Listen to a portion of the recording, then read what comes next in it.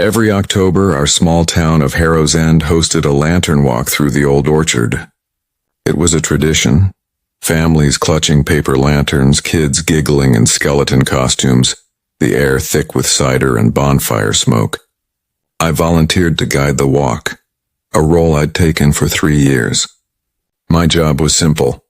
Lead the group along the gravel path, tell a few spooky tales, and ensure no one wandered into the denser trees. The orchard, with its gnarled branches and soft whispers of wind, always felt alive, but harmless. That night, the group was smaller than usual. About 15 people, mostly parents and their kids. I carried my usual brass lantern, its warm glow cutting through the fog. As we started, I noticed a woman lingering at the back. She wore a long gray coat, her face half hidden by a scarf. No lantern, no kid, just her, hands deep in her pockets. I assumed she was a tourist, drawn by the town's autumn charm. "Stay close," I called, smiling. She nodded but didn't speak. Halfway through, I told the story of the orchard's history, how it was planted over a century ago by settlers who vanished one winter. The kids gasped, parents chuckled, but the woman didn't react. She just watched, her eyes catching the lantern light like polished glass. I brushed off the unease and kept going. Near the end of the path, where the trees thinned, I heard a soft hum like a lullaby coming from her direction. No one else seemed to notice. As we looped back, I counted heads. 15, including me, but something felt off. I recounted and my stomach sank. 16, I scanned the group. The woman was gone, but a faint shadow moved just beyond the lantern's glow, keeping pace with us. I hurried everyone to the clearing, my voice sharper than intended. "Let's pick up the pace, friends." No one questioned it. Back at the starting point, I counted again. 15. The shadow was gone. I checked the guest list. No one had signed in alone. That night I couldn't sleep, replaying the hum, the extra shadow. The next day I found a small woven charm, twigs and red thread, hanging from a tree at the path's end. It wasn't there before. I didn't touch it. But I kept the guest list circling names, wondering who or what had walked with us. The next evening, I worked the cider stand at Harrow's End's Harvest Festival, still rattled from the lantern walk. The town square buzzed with string lights, hay bales, and kids painting pumpkins. My stall served hot cider, the steam curling in the crisp air. I told myself the orchard incident was nerves. Too many ghost stories, too little sleep. But I kept scanning the crowd, half expecting that gray-coated woman. Around 7 p.m., a man approached the stand. He wore a worn flannel shirt, his face weathered but kind, like a farmer who'd seen too many winters. "Cider, please," he said, his voice low. I poured a cup, noticing his hands calloused with dirt under the nails. He paid with crumpled bills and lingered, sipping slowly. "You were at the walk last night," he said, not a question. I froze. I hadn't mentioned it. "Yeah," I said, forcing a smile. "You there too?" He shook his head, eyes fixed on me. "Saw you from the field. You missed one." My pulse quickened. "Missed what?" I asked. He didn't answer, just pointed toward the orchard's edge where the lantern path began. In the dusk, a faint light bobbed among the trees. Not a lantern, more like a pale glow moving erratically. I laughed it off, blaming festival lights, but he didn't smile. "She's been here before," he said, then walked away, blending into the crowd. I kept pouring cider, but my hands shook.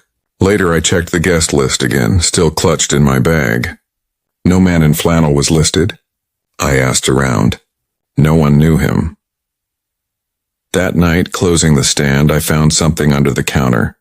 A small woven charm, identical to the one in the orchard. Twigs, red thread, now with a single gray thread woven in. I dropped it like it burned. The festival ended, but I stayed, watching the orchard's edge.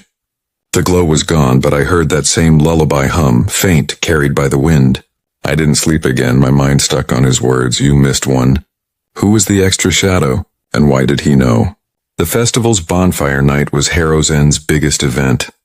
Locals and tourists gathered around a roaring fire in the town field, roasting marshmallows, telling stories. I volunteered to manage the fire, needing distraction from the charm and the man's cryptic words. The orchard loomed nearby, its trees like skeletal fingers against the firelight. I kept my distance, sticking to the crowd's warmth. A girl, maybe 12, approached with a stick and marshmallows. She wore a knit hat shaped like a fox, her eyes wide. "You're the lantern lady, right?" she asked. I nodded, uneasy. Kids talk, I figured. She leaned closer. "My grandma says you shouldn't sing in the orchard. It wakes her up." My throat tightened. "Who?" I asked. The girl shrugged. "The lady who walks alone." Before I could press her, her mom called her back. I scanned the crowd, spotting the flannel man from the cider stand. He stood near the fire, staring not at the flames but at the orchard. I approached, determined to get answers. "Hey, about last night," I started. He cut me off. "You kept her charm." His tone was accusing, like I'd stolen something. I hadn't told anyone about the charms. He pulled me aside, away from the fire's glow. "She's tied to that orchard. You let her out." His voice dropped.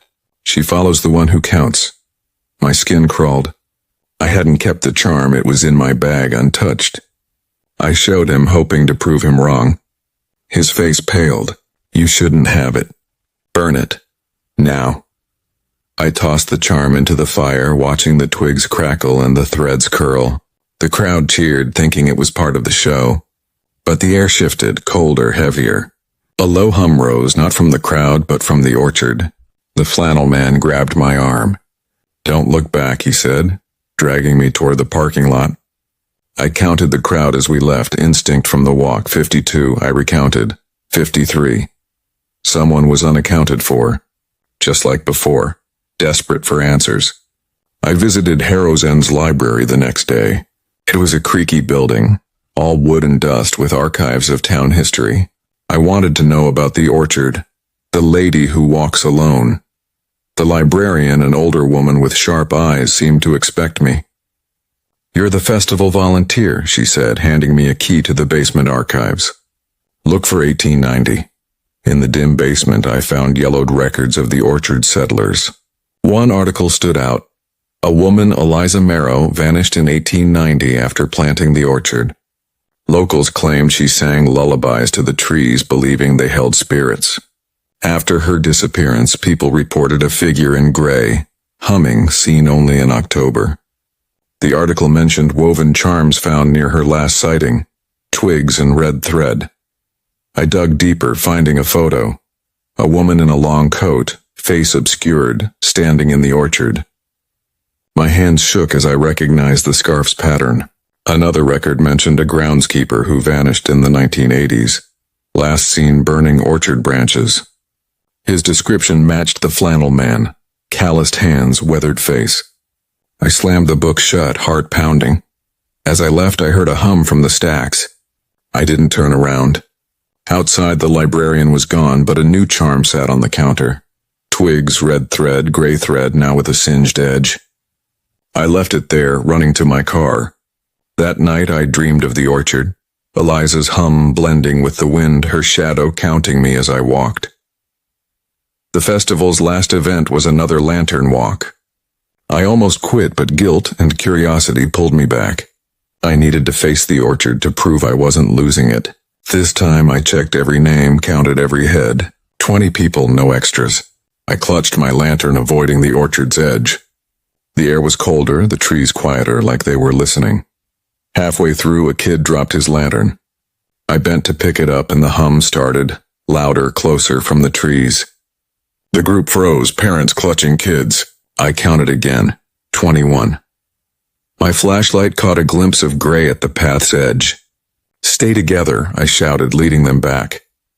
The hum followed, never closer, never farther. At the clearing, I counted 20. The extra was gone.